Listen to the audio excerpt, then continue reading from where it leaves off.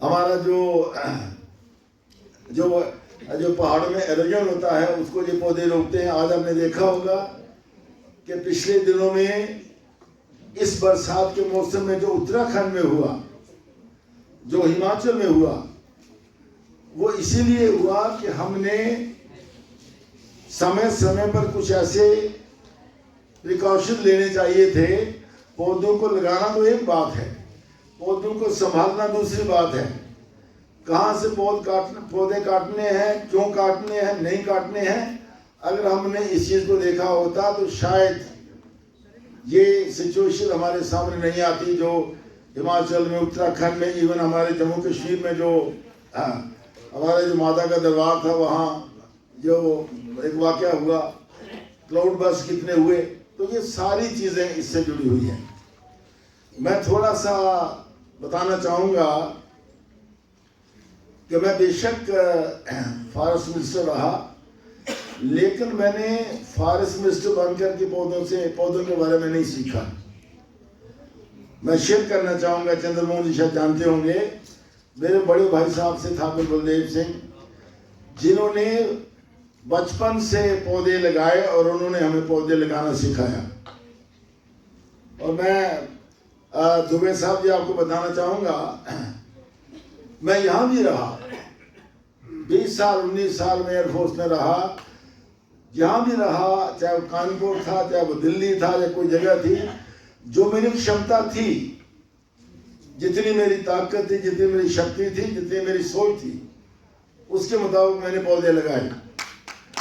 आज भी मैं बताना चाहता हूँ आपको, बल्कि मैं आमंत्रित करूँगा यहाँ जो साथी सब बैठे हुए हैं और खासकर जो पर्यावरण का शौक रखते हैं, मैं उनको आमंत्रित करना चाहूँगा कि मेरे गांव में आए, मेरे घर को देखें, मेरी ज़मीन को देखें और देखें कि मैंने पौधे किस तरह लगाए हुए और कैसे पौधों का मैं उनकी देखभाल करता हूँ।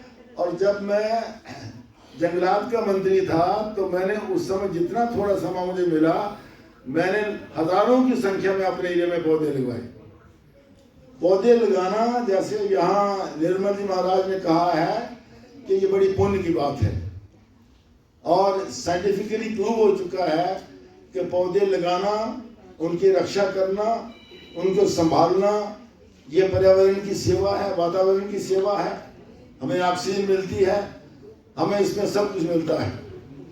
मैं ये भी विनोद जी आपको बताना चाहूँगा कि मैं पिछले 7-8 साल से, हमारा जो जम्मू में गोल्फ कोर्स है, जिन साथियों ने नहीं देखा उनको देखना चाहिए, एक बहुत अच्छी जगह है। तो सबसे पहले जब मैंने खेलना शुरू किया तो मैंने 200-250 पौधे वहाँ लगाए। आज भी जब मैं वहाँ से गुजरता हूँ, उनको देखता हूँ, तो लोगों को बताता हूँ ये पौधे मैंने लगाए हुए हैं। तो कोशिश करनी चाहिए आपको, जैसे उन्होंने कहा कि कोई एक पौधा लगाए, कोई 2 पौधे लगाए, कोई 3 पौधे लगाए।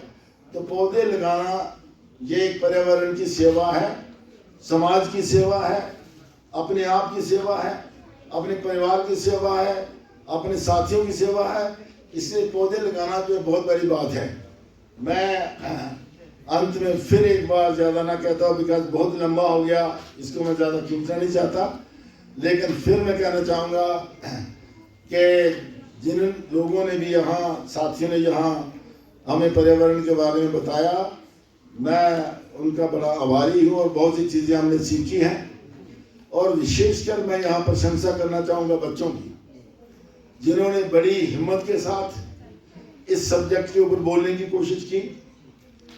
जैसे भी उन्होंने बोला, ये सब सराहनीय है, उसमें कौन सा बच्चा आगे जाता है या पीछे रहता है, इसमें कोई अंतर नहीं। लेकिन स्टेज पर आकर के एक इतने इम्पोर्टेंट सब्जेक्ट के ऊपर बोलना, इस आयु में बोलना जो है, ये कोई एक छोटी बात नहीं है। मैं उनको बधाई देना चाहता हूँ। जिस बच्चे ने भी इस सिम्पोजियम में जीता होगा, उसको भी बधाई है। लेकिन जितने बच्चों ने इसमें पार्टिसिपेट किया, सबको मेरी ओर से उनको बधाई है। मैं फिर एक बार अंत में ब्रिजमोहन जी दुबे साहब, जिन्होंने ये कार्यक्रम रखा, मैं जब मुझे इन्होंने कहा यहाँ आने के लिए, तो मैं नहीं समझता था कि ये कार्यक्रम इतना अच्छा होगा। मैंने इनसे कहा था कि मैं 1 घंटे के लिए आऊँगा, लेकिन यहाँ आने के बाद मैंने देखा जो मैं जिन अच्छे लोगों से मैंने मिला, जिनको मैंने सुना, मैं समझता हूँ कि मैंने आज उनसे बहुत सी चीज़ें सीखी हैं। और यहाँ जहाँ अच्छी बातें होंगी मैं भी कोशिश करूँगा कि हम उनको अपनाएं और उस नॉलेज को अगर हम आगे बढ़ा सकें तो हम बढ़ाने की मैं भी कोशिश करूँगा। और ये सबका फर्ज बनता है कि हम एक दूसरे के ज्ञान को बढ़ाएं पर्यावरण के बारे में, कि इसकी इम्पोर्टेंस क्या है, कितना ज़रूरी है। तो मैं भी अपनी तरफ से मैं आपको आश्वासन देता हूँ कि हम भी कोशिश करेंगे। लेकिन फिर एक बार मैं आमंत्रित करना चाहता हूँ आपको कि इस किस्म का कार्यक्रम अगर आप रखना चाहें तो ये तो एक शहर में एक हॉल में आप कर रहे हैं। बेहतर है कि कभी कभी इस विंटर में अच्छा मौसम है, आप हमारे पास आइए, हम वहाँ आपका सारा प्रबंध करेंगे और वहाँ ये कार्यक्रम रखें। मैं आपको ये दावा देता हूँ, आप वहाँ आइए और ये कार्यक्रम रखें। एक बात मैं कहना चाहता हूँ इनकी आज्ञा से, निर्मल महाराज की आज्ञा से। इन्होंने जो यहाँ प्रवचन किया, धार्मिक प्रवचन भी था, लेकिन अल्टीमेटली ये घूमते घूमते पर्यावरण पे आ गए। मैं कहता हूँ कि इस किस्म के कार्यक्रम कभी कभी आप रखें जो सिर्फ आप पर्यावरण में बोलें, और बड़े अच्छे ढंग से जैसे आज हमने यहाँ किया है। अगर आप बाहर जब लोगों से मिलते हैं, यहाँ बहुत लेडीज होती हैं, गांव के लोग होते हैं, सभी लोग होते हैं, तो उनको इस ढंग से समझाएंगे कि जब धर्म का और पर्यावरण की जो नीड है, जो ज़रूरत है, उसका मिश्रण होगा तो मैं समझता हूँ कि उसका बड़ा लोगों को लाभ होगा। और ये लाभ आपका लोगों को आपको देना चाहिए। जो टॉपिक इन्होंने रखा था वो था विकास, प्रलय और समाधान।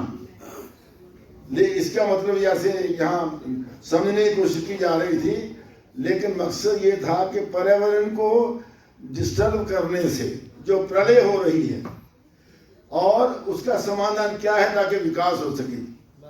मकसद इसका ये है कि पर्यावरण को जो हम डिस्टर्ब कर रहे हैं, जो हम खराब कर रहे हैं, उसके वजह से जो हम प्रलय की ओर जा रहे हैं, उस प्रलय को रोकने के लिए इसका क्या समाधान है। तो इस टॉपिक का मकसद ये है, ये बच्चों की समझ के लिए बताना चाहता हूँ मैं। तो इन्हीं शब्दों के साथ मैं दुबे जी का फिर एक बार आभारी हूँ, और निर्मल जी महाराज का और त्रिभुवन जी महाराज जो यहाँ आए हैं, जब मंच पर बैठे हो, खासकर राजेंद्र सिंह जमवाल साहब, हमारे चीफ लाइफ वार्डन साहब राय साहब, और लल जी जो है शर्मा साहब, सभी का मैं आभार प्रकट करता हूँ। और यही भगवान से दुआ करता हूँ कि हम कुछ सीखें, और सीखने के बाद हम भी कोशिश करें, चाहे कोई आधा कदम बढ़ाए, 1 कदम बढ़ाए, कोई 10 कदम बढ़ाए, लेकिन हमें इस दिशा में कुछ ना कुछ कदम बढ़ाना चाहिए ताकि हम अपनी पर्यावरण को बचा सकें। बहुत बहुत शुक्रिया। जय हिंद।